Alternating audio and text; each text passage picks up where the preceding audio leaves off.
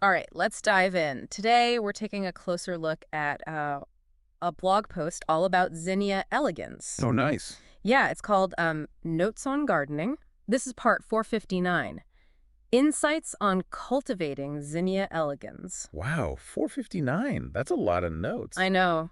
This guy, Eng, he seems like he's really into it. Dedicated. Yeah, and he just posted this on his website, tianmeng.org today, February 25th, 2025. So it's hot off the press. Brand new. Fresh insights. Exactly. And, he describes himself as an old software plumber. So, Interesting. I'm really curious, like, what does that even mean? Yeah, what does an old software plumber know about gardening? That's what we're here to find out. Right. Exactly. Maybe we'll learn some secrets, some tips. That we can apply to our own gardens? Exactly. So, maybe you're thinking about adding some vibrant color to your garden. I don't know. Or maybe you're just curious about Zinnia elegans in general. They're very popular. Yeah, they are. So we're going to go through this blog post and really uncover some of the expert tips that he has. Right. Especially, I think the key things are pruning and blooming duration. Those are important. Yeah. So right off the bat, he talks about how he's actually struggled with zinnias in the past. Oh, really? Yeah, he had success germinating seeds, Okay. but he never got any blooms. So we got the initial stage but couldn't get them to flower. Exactly. Yeah. Mm, So this time around, he decided to go with a mature plant. that makes sense. Learn from the pros. Yeah, exactly. It's like, why reinvent the wheel? Right. Observe and learn. Yeah. And so by observing this plant that's already, thriving, hopefully, he can figure out what he's been doing wrong, and then he can apply those techniques to his own, gardening efforts. It's a smart approach. I mean, Right. sometimes you just need to see how it's done. Right, exactly. So the mature plant he got, he specifically mentions that it has these really amazing bicolor Oh, blooms. wow. Those are beautiful. Yeah, and he included pictures in his blog post, which obviously we can't show you. Too bad. But from his descriptions, I mean, they sound really stunning. I can imagine. He doesn't actually say the specific color combination, but you can really tell he's excited about them. He's like really into the vibrancy and the visual impact of these bicolor blooms, which actually brings up an interesting point. Zinnias are known for having like a crazy variety of colors. Oh, yeah. Tons of options. Right. So even if like bicolor blooms aren't your thing, there's probably a zinnia out there for everyone, right? Absolutely. Yeah. They come in, pretty much every color you can think of. Reds, oranges, yellows, pinks, purples. You name it. There's a zinnia for it. Wow. So yeah, I mean, there's got to be something out there for everyone. But let's get back to Eng's experience with this mature plant. So he seems really focused on the importance of early pruning. Interesting. Pruning is definitely key. Yeah, and he even mentions something called cotyledons. Cotyledons? Yeah, have you heard of those? Yeah, those are like the first leaves that come out of a seed. Right. They're kind of like the plant's baby teeth, Oh, okay. Yeah, they eventually fall off. I see. But they're important for that initial growth spurt. So it sounds like he's talking about pruning after the second set of true leaves appears. Right. That's a common technique to encourage the plant to grow bushier. So he's not just like randomly snipping away at the plant. No, no, there's a method to the madness. Right. You want to prune strategically to promote the right kind of growth. So what does that actually do for the plant? Like, why prune early? Well, it helps to create a stronger main stem, Okay. and it encourages the plant to branch out laterally instead of just shooting straight up. Oh, I see. So you end up with a fuller, more robust plant. It's also better able to withstand, wind and weather. That makes sense. A stronger base. Exactly. You don't want it to just topple over. Yeah, especially with those big, beautiful blooms. Right. You want it to be able to support all those flowers. I'm starting to see why he's so meticulous about his pruning. It's not just about aesthetics. It's about, setting the plant up for success. Absolutely. It's about understanding how pruning influences the plant's overall structure and growth. Right. Like a long-term vision. Exactly. Thinking ahead. So another interesting thing he mentions is he compares Zinnia elegans to chrysanthemums. Oh, okay. And he says that zinnias have a much longer blooming period. Interesting. I always thought chrysanthemums were known for their long-lasting blooms, Me too. Yeah. but they tend to like have a really concentrated burst of blooms in the fall, Okay. like a big show. Yeah. Zinnias, on the other hand, they have this, what Aang calls continuous shoot growth. Continuous shoot growth. What does Yeah. that even mean? So they keep producing new blooms throughout the growing season, Oh, wow. as long as they have the right conditions, of course. So if you're looking for continuous color in your garden, From like spring to fall. yeah, then zinnias might be the way to go. It'd be a better choice than chrysanthemums, yeah. Interesting. So that continuous blooming is a big draw for a lot of gardeners, huh? Oh, absolutely. Who doesn't want beautiful blooms for months on end? Right. Makes sense. Okay, so now I'm like really curious about the specifics of zinnia care. Like what kind of sunlight do they need? Yeah, that's important. What type of soil? Soil conditions can make a big difference. Right. And what about pests? Are they susceptible to any like common garden pests? We can definitely dive into all that. There's a lot to unpack. Okay, let's do it. I'm all ears. All right, so I'm ready to learn more about keeping these zinnias happy and blooming. Right, sunshine. Sunshine, yeah. Yeah, zinnias, they really love the sun. They like to soak it up. Exactly. They're like little sunbathers. Yeah. So for the best results, you really want to plant them in a spot that gets at least like 6 hours 6 hours. Okay. of direct sunlight every day. Now, they can tolerate some shade, Right. but they're not going to be as vibrant or as productive. So full sun, happy zinnias. Got it. No. What about the soil? Are they picky? Not really, which is good news for gardeners. Okay, good. The most important thing is good drainage. Drainage. Okay. Zinnias don't like to sit in soggy soil. Right, right. So if your garden tends to hold moisture, you might want to like amend it Amend it. with some compost Yep. or other organic matter. Yeah. Just to improve the drainage. Okay. So not divas, but they do appreciate a little TLC. Exactly. And speaking of TLC, we should probably talk about pests. Oh, yeah, pests. Nobody likes pests. Right. Like most plants, zinnias can be susceptible to some of the common garden pests. Like what? Aphids, spider mites, those tiny terrors. Ah. But don't worry. There are plenty of natural and organic ways to keep them in check. Okay, good. So regularly inspecting your plants for any signs of infestation. That's key. Okay. And sometimes, just a good blast of water. From the hose. Yeah, from the hose can often dislodge those aphids. Okay, yeah. If you've got a more persistent problem, you can try things like insecticidal soap Okay. or neem oil, Neem oil, yeah. which are both effective and environmentally friendly.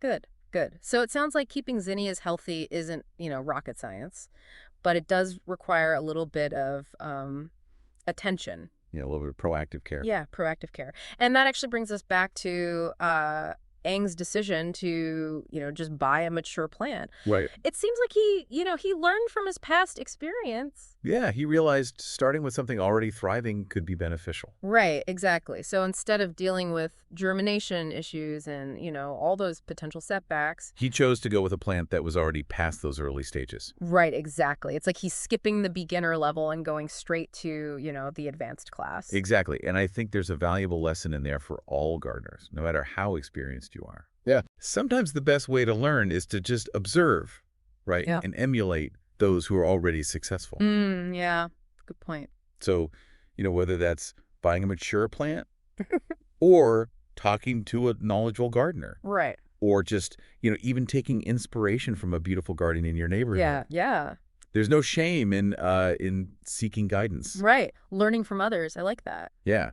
But it's not just about copying what others do. Right. It's about understanding the why. Why? Yeah. Behind their methods. So how do you, figure that out? Careful observation. Observation, yeah. By watching how experienced gardeners take care of their plants, you can start to, understand the reasons behind what they're doing. Right. You might notice, they prune a certain way to encourage a specific kind of growth. Okay, yeah. Or they water at a particular time of day. To, maximize... to optimize moisture absorption. Yeah. And those observations, they can really help you develop your own gardening intuition. Okay. And help you adapt techniques to suit, your own plants and your own environment. So it's like being a gardening detective. Exactly. It's about figuring things out, experimenting. Yeah, I like that.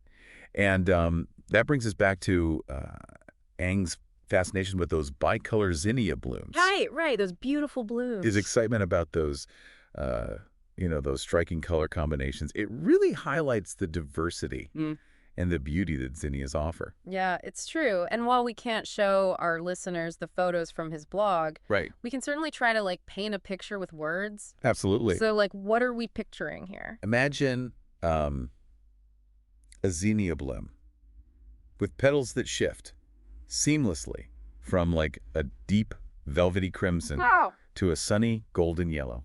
Oh, wow. That sounds beautiful. Right. Yeah. Or maybe a bloom with like delicate lavender petals edged in fiery orange. Oh, that's nice. Creating like a contrast. Yeah. A real striking contrast. Wow, it sounds like a work of art. And that's what's so wonderful about zinnias. Mm. They are like living works of art. Yeah. Their colors, their patterns, they can add a touch of whimsy, elegance, even drama. Any garden. To any garden, yeah. I think that's something our listeners can really connect with, Yeah. even without seeing the photos. Right. We all appreciate beauty. Yeah. And zinnias definitely deliver on that. They do. But it's not just about aesthetics, right? Right.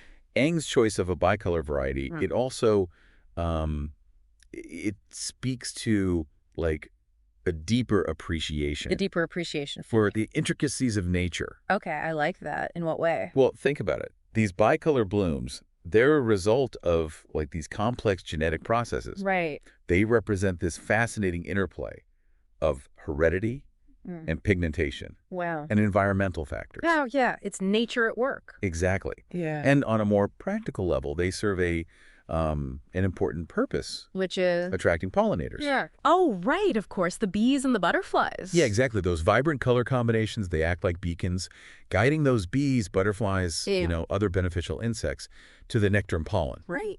So it's like these flowers, they're not just beautiful, they're vital players in the ecosystem. Wow, yeah. I never thought of it that way. So, I mean, we've covered a lot of ground in this part of our deep dive. We have, yeah. We've explored, the practicalities of zinnia care, the sunlight, the soil, Pest management. the pests. Yeah. We've delved into, the deeper significance of Eng's journey, Right. the value of learning from experience. Appreciating the intricate beauty of nature. Right. But the journey doesn't end there. No, it doesn't. So in the final part of our deep dive, we're going to shift the focus to you, the listener. That's right. We'll talk about how you can apply these insights and embark on your own zinnia growing adventure. Stay tuned. We'll be right back. Welcome back. We've been talking all about Eng's blog post about Zinnia Elegans. Yeah, some great insights there. I know, right? And honestly, I'm feeling pretty inspired thinking about adding some of these beauties to my own garden. I can't blame you. They're really something special. And the best part is, with a little bit of know-how and some care. Anyone can grow them. Right. Exactly. And Yeah. that's what I really appreciate about Eng's post. It's like he's informative, but he's also encouraging. Yeah, he's not afraid to talk about his past struggles. Right. Which makes his success this time around even more, I don't know, impressive. Definitely. And it's a good reminder for all of us. Gardening is a journey Yeah. full of learning and experimentation. Right. You're going to have some setbacks, but But those setbacks, they often lead to the best insights. yeah, you learn from your mistakes. It's like that saying, every expert was once a beginner. Exactly. No one starts out knowing everything. Right. So let's talk about how we can take all this knowledge and actually apply it. Yeah, let's get practical. Right. So if you're thinking about growing zinnias, where do you even start? Well, first things first, you got to think about your planting site. Planting site, okay. Zinnias, remember, they love sun.